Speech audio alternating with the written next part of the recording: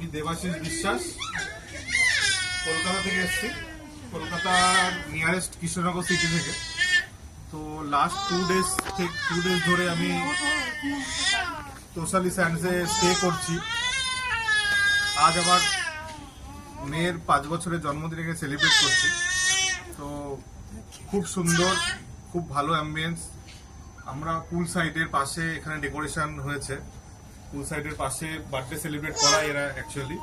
তো খুব খুব দারুণ ডেকোরেশন এবং staff facility, staff behaviour, staff cooperation দারুণ।